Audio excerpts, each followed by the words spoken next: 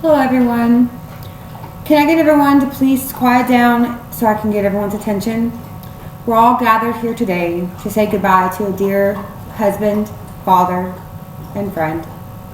A great companion that always seemed to rise to the occasion. This dear friend needs no introduction. We would now like to lay our dear friend, Pillsbury Doughboy, to rest.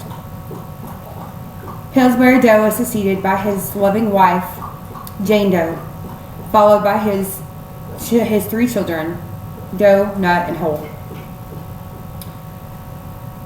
Though his life was cut short due to complications of a knot removal procedure gone horribly wrong, we're here today to celebrate his life and to remember all of his better accomplishments. We'll remember the large moments of his life, starting with his early childhood, moving on to his family, to his pride and joys, and finally with his career. Let's start by taking a peek into Pillsbury's childhood. Pillsbury Dough was the first of 12 children from rye and sourdough. He enjoyed his family. He especially loved holidays, and it just seemed like everyone seemed to just eat him up, his mother would say. Especially at parties, he was a delight to be around. He was always cheerful and ready to celebrate life and family. He was also a great student. And he was extremely family-oriented, even from a young age. He attended Gingerbread High, where he was a member of the drama club, which that's where he fell in love with the spotlight. His first performance was actually in Hansel and Gretel, where he played the breadcrumb trail. He later on went to follow his dreams and went to college. He went to Cream Cheese University, where he joined Toastmasters and was able to learn how to present himself with very well-spoken desires. So Cream Cheese University, go Cows! As we said prior, Pillsbury Dough was extremely family-oriented. Pillsbury always loved to help his friends and to help his mother watch after his younger siblings. The girls said that they enjoyed picking flowers with him. The boys mainly, however, said they just liked to jam. He was a very well-rounded friend and neighbor of the community as well. He always was good at giving people the need that they needed, helping them with anything that they desired, putting forth the effort to show that someone cared. Actually, community work is how he and his wife, Jane, were brought together. Now let's look into how being a husband and father was the most important thing to Pillsbury. He frequently spoke of his family, about how it wasn't right until all the ingredients were well blended and mixed together to make the perfect creation. He was supportive. Pillsbury and Jane started out with nothing but an oven and a passion for life.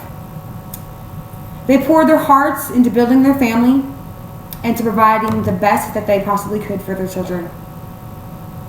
Pillsbury was always the children's biggest supporter, said Jane. Doe, Nut, and Hole were his pride and joy, and he devoted every moment of his life that he could to helping them fulfill themselves to the biggest potential. He was playful, extremely playful. His daughter, Doe, actually remembered the biggest laugh that her dad ever did was when she poked his tummy. She said that was his favorite laugh because it was the one that she was the only one that could give to him. Not only did Jane and Pillsbury build a great life together, they also built a huge organization, which Pillsbury was the face for. His career in Hollywood brought about the attention that he is now known today as the Pillsbury Doughboy. The job. Pillsbury and Jane created a family business making bread and bread products. That took off quite well. Soon Hollywood came knocking on their door and Pillsbury answered with a grin. he and Jane decided to move the family to the sunny streets of California, where Pillsbury put on one of his final hats as the main spokesperson for the Pillsbury Bread Corporation. He always included his love for family in all of the things that he did, incorporating his love for holidays in his commercials, and even kept his daughter's favorite laugh, the when someone poked his tummy. The spotlight. Most people would be blinded by the spotlight and change completely. Not Pillsbury. Pillsbury had two great loves in his life. One being his family, of course, and number two was the spotlight. His family was always a huge part of what he did on set. Though most people do change, Pillsbury and Jane seemed that they loved the heat of the moment. It gave them something to strive for. Towards the end of Pillsbury's life, he strived harder to ensure that his success with his business and himself didn't interfere with his family. The success of the company was due to Pillsbury's love for acting and his grandmother's ancient recipe. This brings us to the end of our ceremony of life. So in conclusion, when something so beautiful comes to an end, it is hard to let our emotions not get the best of us. However, knowing Pillsbury like we did, I can honestly say that he would want us not to mourn, not to mourn our losses, but to celebrate the times we had and to cherish the memories that will always be remembered forever.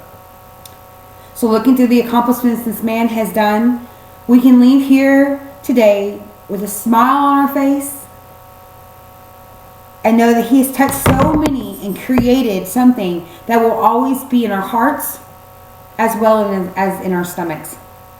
From his childhood to his family to his brilliant career, Pillsbury knew just what to do to bring the right ingredients to bake the perfect loaf. So it is now not with sorrow, but with a smile and a little light laugh that we lay our dear friend Pillsbury dough to rest on that big cookie sheet in the sky. Always remember, Pillsbury dough is one of those you cannot just unwrap and bake. He was truly a mold of his own, and he would want you to remember to turn the oven to 350 and bake until it looks golden. Thank you all, and have a great rest of your day.